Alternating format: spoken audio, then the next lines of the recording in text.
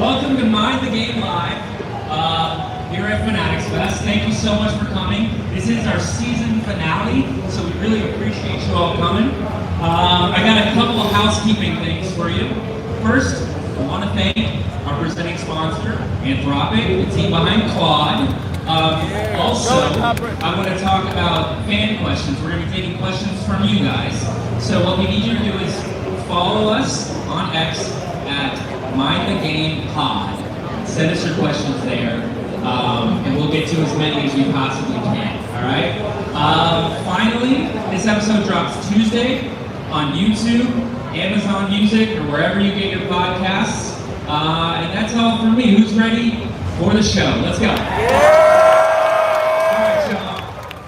Give a big round of applause for our host, LeBron James.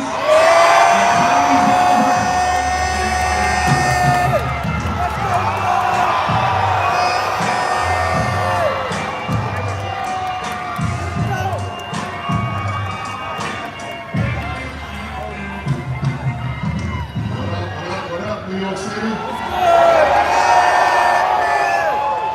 I know you guys are super excited. Knicks going home this year. I know Tyrese is even more excited. The Knicks brought home. No. Good for them. I'm happy for them. Yo, before we start, I gotta ask you, bro, like, what are you going on? Was this year 76? Year 79, I think I'm coming up on. Okay. So, why are you still doing this? I love to play, man. I love the competition. I love going out there, playing against the best in the world, and still being able to inspire the younger generation. Also inspire my generation. You know, it's a lot of people in my age bracket, not only in sports but also just in life, just seeing the niggas still, put up the same effort that they did maybe 5 years ago or 10 years ago and still give it all that they got. So, I'm trying to inspire, like I said, the younger generation, also my generation, people that came, before me. Speaking of still doing this, is there a decision that has to be made? We literally talked about this in the back. Okay, my fault. I didn't know if you want to do this. Okay, I'll leave it alone. Me and my homies, we always have a debate. Say, how long could Bron play and average 10 points? How long do you think you can play until an average 10? Just 10. 10 points a game? 10 points a game. And you got to play at least 65 games according to our rules today. Probably talking about, I can average 10 points in the league for, a long time. That's what I'm saying. Like a long time. So what do you think? 65 or something like that. 65 years old. I believe you. Just like come in, get a quick 10, you can go sit down. Yeah, that's it. I mean, look, I don't get fouls called for me anymore, so I would say like get 3 layups and 4 free throws, but they don't call fouls for me. So, I mean, if I get 2 or 3 layups, like half, I mean, that's 12 points right there. That's what I'm saying. Yeah, I'm sure. I mean, that sounds easy in the thought. It never works out that way. Yeah. When you say that, I'm like, ooh, I got retarded. It never works out that way. So, I mean, we want to get to you, Reese. I mean, obviously, the last time we seen you on the court was during the finals 2 years ago. And unfortunately, we see him limp off the court, get helped off the court with an injury that none of us in not only sports but in life want to have. So, just tell us about the whole recovery process. Tell us where you are today. I mean, shit, you look great. You look like you're getting back to your fighting weight. Just take us through the process and tell us where you are today. How you feeling? Yeah, it's been a long, 13 months now we're going on. Rehab's been long, but I feel great now. I'm playing 5-on-5, doing everything. Just waiting for the season to get here at this point. I miss the game. I hope the game misses me a little bit. I miss playing. I miss New York. I love playing in New York. So,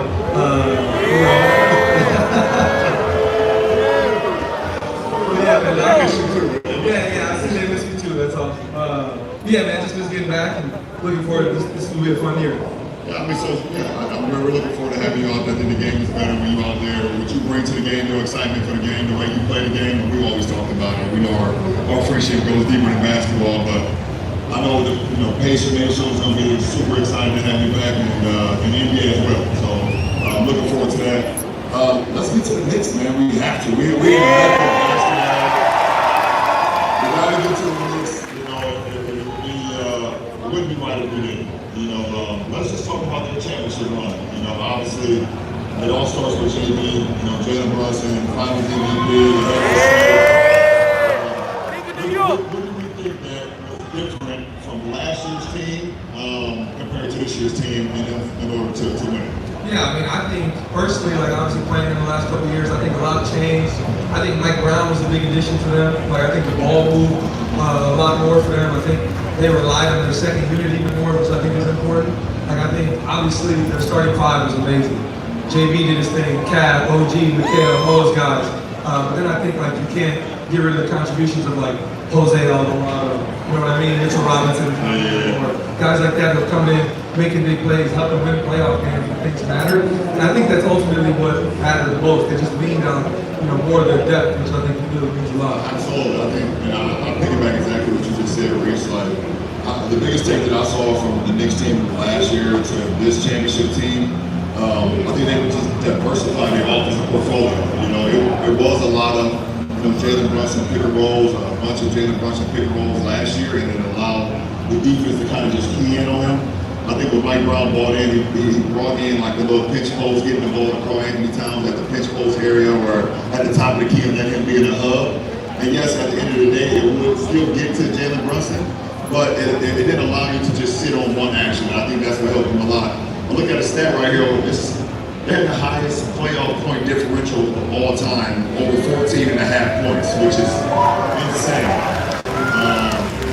And we said, Cat, we know the blue guys like Alvarado and Josh Hart and things of that nature, and Mikal Bridges, but obviously the unsung hero of the whole finals run was OG and every time I felt like the Knicks was either having a time where they couldn't score or they couldn't get a stop. That guy made it either a three in the corner or got to the hole, or obviously we know the tipping that he had after that crazy comeback that he had. So I thought OG, we got to get OG his props. Yeah, for sure. I think it's just like I never said, leading on depth is big. Obviously, you won, many championships. Like it takes a whole unit. You know what I mean? And the last couple of years, I felt like for 48 minutes, like their starting five would come to play. Then as the game got in, we got their legs and the series went on. I felt good. Whereas this year, it felt like they were leaning on everybody. Guys felt fresh. Like they looked really good. So you gotta give props are due. You know what I'm saying? Congrats to them. Yeah, what would you say as far as like obviously we talk a lot about Jalen Brunson and rightfully so. I mean, he's one of those unique players in our league that is a three-level scorer.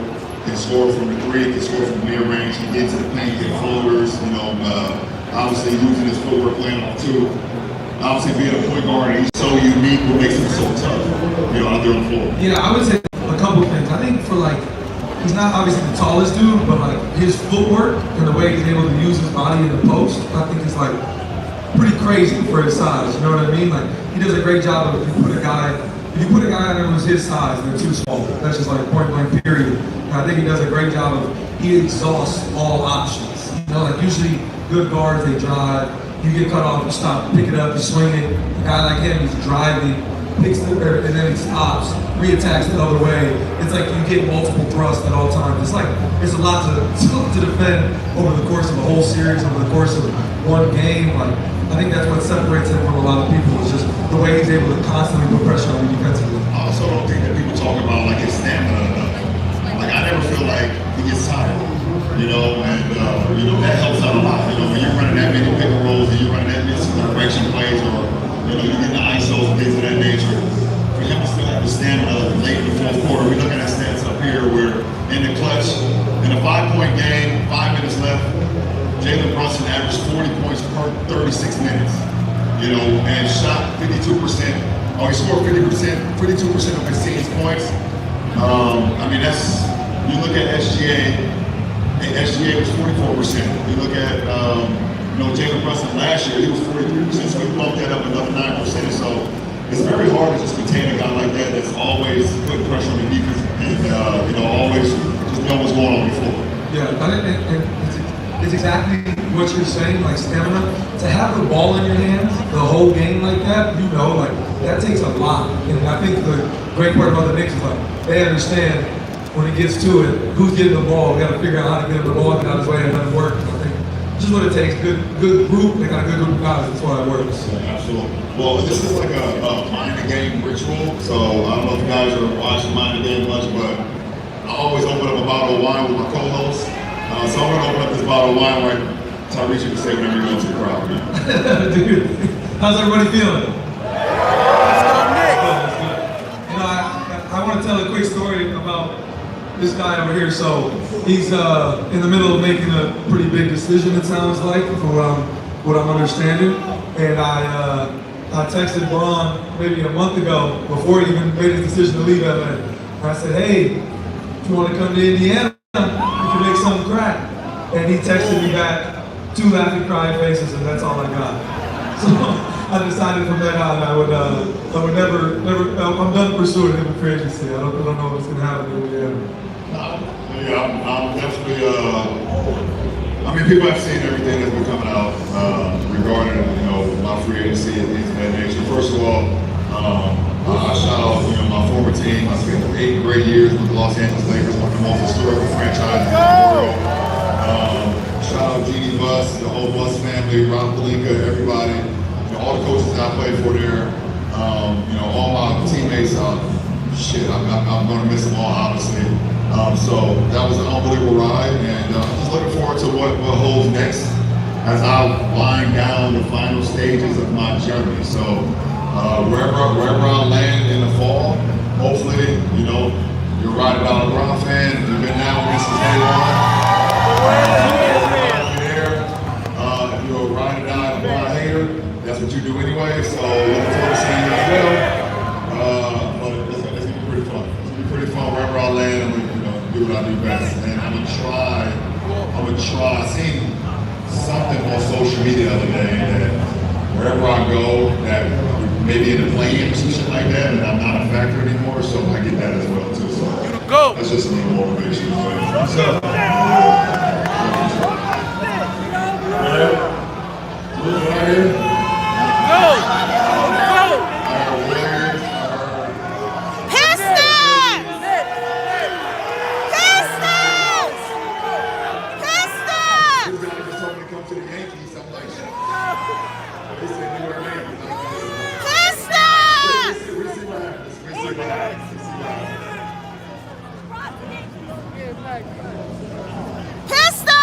Okay, so now we have a segment. We're going to move into a segment presented by Claude, and it's about improbabilities. So Claude, obviously, unbelievable AI engine. So Claude put out all of this, check the model against actual history.